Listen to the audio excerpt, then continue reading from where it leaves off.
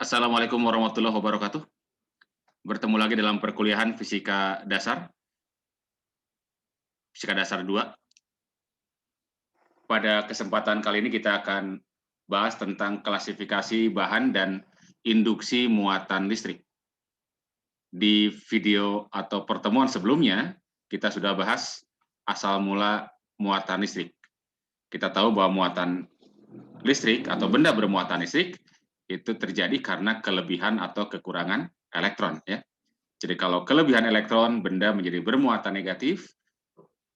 Kalau kekurangan elektron, maka benda menjadi bermuatan positif. Nah, kalau diklasifikasikan berdasarkan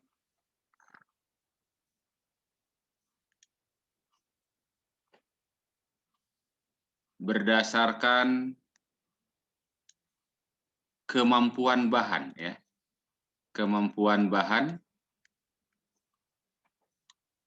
dalam menghantarkan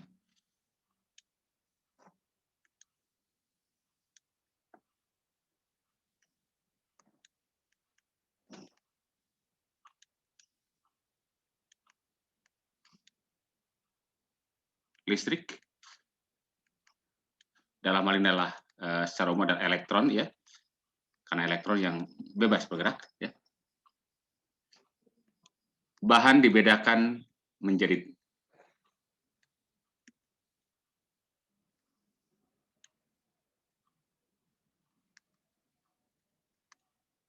pertama, ada yang disebut dengan bahan konduktor listrik, ya. Nah, konduktor listrik adalah bahan yang mudah menghantarkan muatan listrik, ya. Ini adalah merupakan bahan yang mudah menghantarkan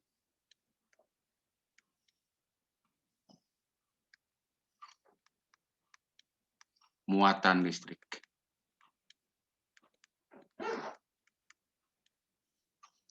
Jadi dalam bahan ini elektron itu mudah bergerak, ya, mudah bergerak. Elektron bebas di dalam bahan itu mudah bergerak. Nah, sebagai contoh, beberapa konduktor terbaik, ya, yakni emas, ya, emas, kemudian perak, tembaga, dan aluminium, ya.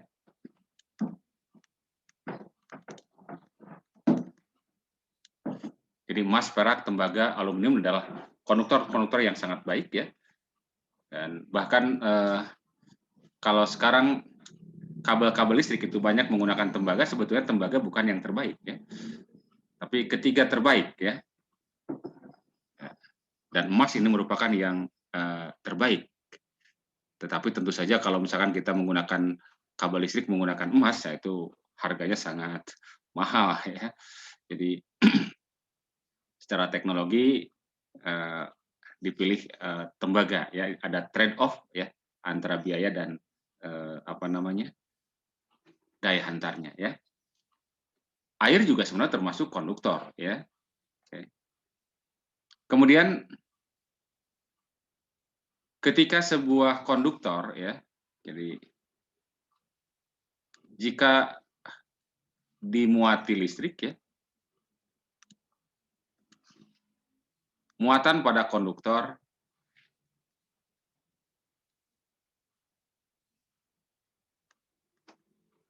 akan tersebar merata di permukaannya, ya.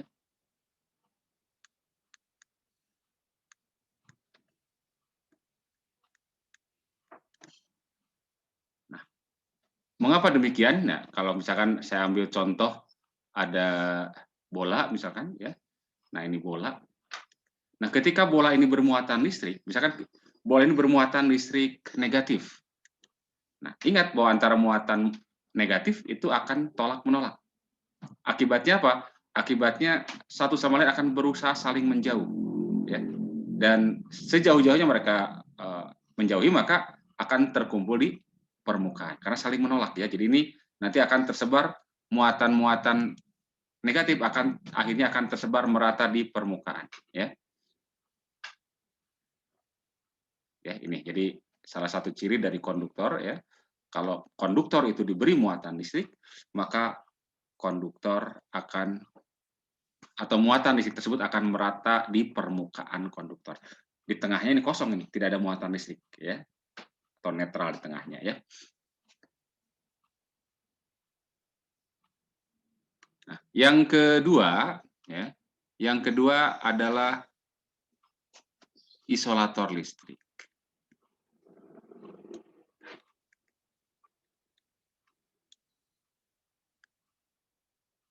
Isolator adalah bahan yang tidak dapat ya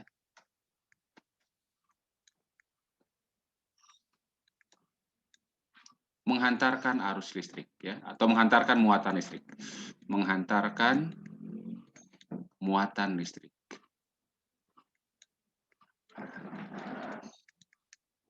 Jadi berbeda dengan konduktor di mana elektron-elektron bebasnya mudah bergerak ya. Di sini tidak ya. Jadi tidak bisa ya atau sulit atau ya boleh katakan tidak dapat ya, mengantarkan muatan listrik ya. Sebagai contoh isolator listrik adalah karet misalnya ya. Karet, kemudian plastik ya. Itu merupakan contoh isolator listrik ya.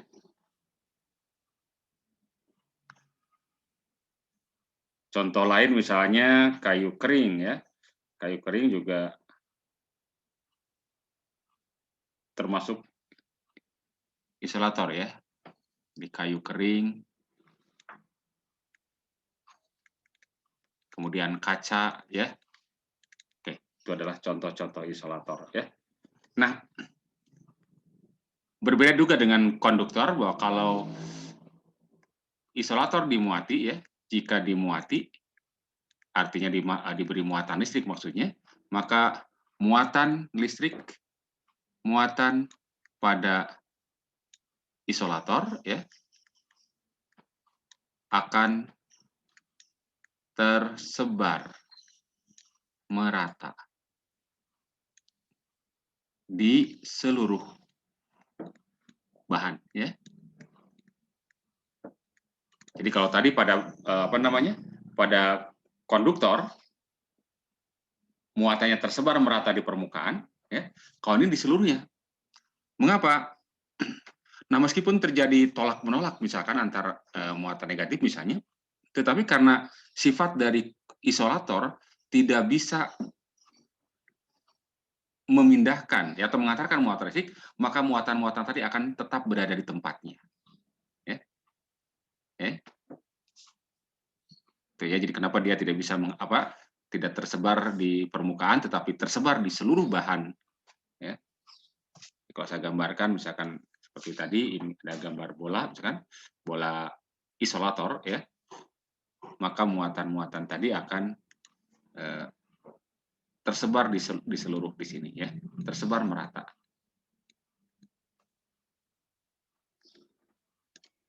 Itu kalau isolator ya. Oke. Tadi ini adalah konduktor ya. Bola konduktor, ini adalah isolator. Kemudian yang ketiga, yakni bahan semikonduktor.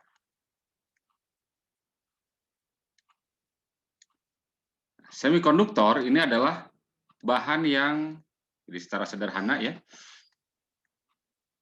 daya hantarnya atau kemampuan menghantarkan muatan listriknya ya, antara konduktor dan isolator ya.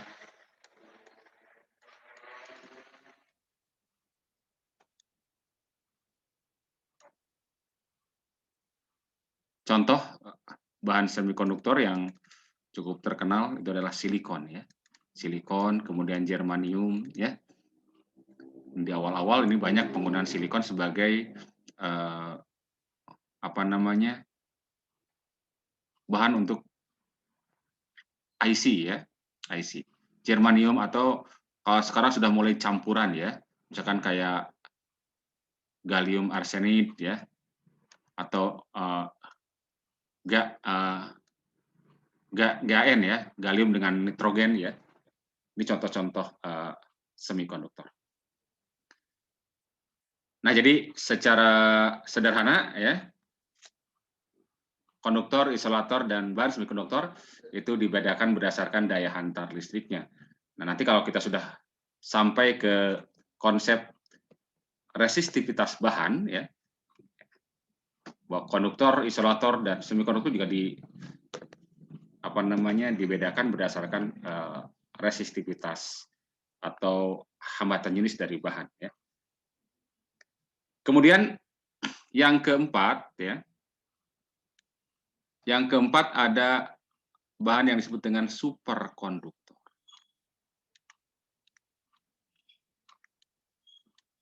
Ya, ini konduktor super ya. Jadi boleh dikatakan ini adalah merupakan konduktor sempurna.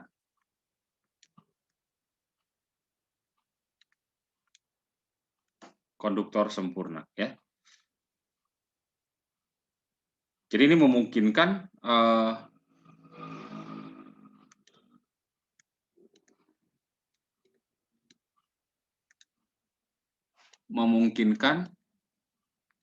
muatan listrik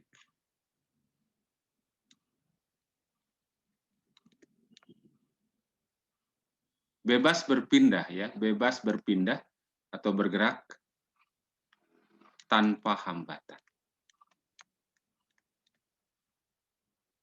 Jadi kalau pada bahan konduktor itu ya masih ada sebenarnya. Ini ibaratnya kalau dalam lintasan benda yang bergerak adalah lintasan yang licin gitu ya, tanpa hambatan sama sekali. Dan superkonduktor ini banyak dimanfaatkan ya, salah satunya adalah contoh pemanfaatannya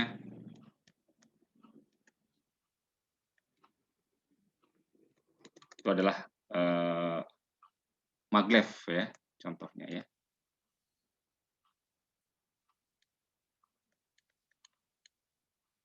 Magnetic levitation ya.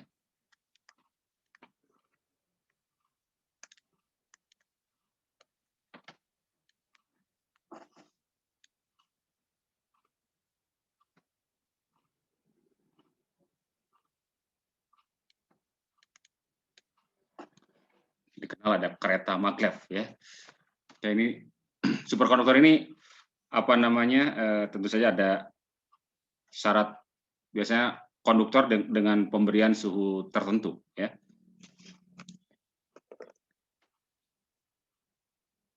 Nah, baik konduktor, kemudian isolator, kemudian semikonduktor dan superkonduktor masing-masing ya tentu saja punya manfaat ya. Nah, untuk konduktor ya yang kita kenal sederhananya adalah misalkan karena dia sebagai pengantar listrik itu kan digunakan untuk kabel-kabel listrik ya. Dan isolator ya itu untuk melindungi gitu kan ya. Makanya kabel-kabel di rumah itu biasanya konduktor, di luarnya adalah karet ya atau isolator ya, supaya tidak berbahaya ya. Jadi sebagai pelindungnya. Baik, itu klasifikasi bahan ya berdasarkan kemampuannya atau daya hantar listriknya. Nah, yang kedua tentang induksi muatan listrik ya. Induksi muatan listrik.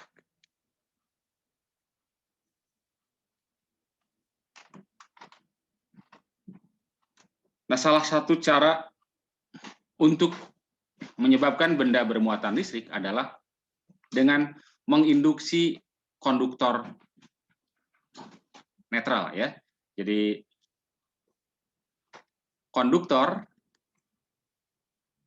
netral ya dapat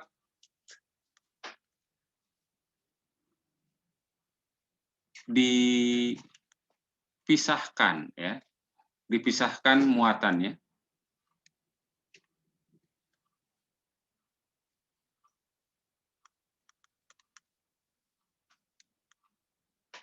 Muatan positif dan negatifnya ya dengan cara induksi ya.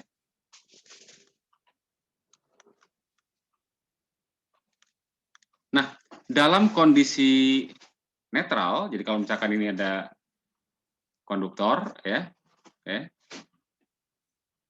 di sini kan kalau netral berarti apa? Berarti muatan-muatan positif dan negatifnya jumlahnya sama di sini ya. Jadi ini ada konduktor netral ya. Ini konduktor netral. Nah, ketika didekati oleh misalkan ada bahan lain ya. Sekarang ini ada isolator bermuatan listrik ya. Katakan muatan listriknya adalah muatan listrik positif di sini. Ini adalah bermuatan listrik positif. Nah, apa yang terjadi? Karena antar muatan listrik itu antara positif dengan negatif terjadi tarik-menarik ya. Nah, muatan-muatan negatif yang ada di dalam konduktor ya, mendapat tarikan dari sini. Akibatnya apa? Muatan-muatan negatifnya akan beralihan untuk mengumpul mendekati muatan negatif ini. Sehingga di sini, di ujung ini akan terbentuk muatan-muatan positif dan meninggalkan sisanya di sini menjadi muatan-muatan negatif. Ya. Demikian pula sebaliknya kalau misalkan didekati oleh muatan positif, maka muatan didekati oleh muatan negatif misalkan ini ya. Maka muatan-muatan negatif di sini akan tertolak menjauh ke sini, sementara muatan positif akan tertinggal di sini. Sehingga muatan-muatan negatif dan positif di dalam konduktor itu akan terpolarisasi atau terpisah ya. Jadi andai misalnya kita potong ya. Jadi kalau dipotong di sini nih. Nah, seandainya dipotong, maka ini seandainya dipotong ya ini, seandainya dipotong, maka kita akan dapatkan dua jenis muatan. Jadi muatan negatif dan muatan positif. Nah, peristiwa ini yang kemudian disebut sebagai induksi, ya. Jadi terjadinya muatan listrik karena induksi.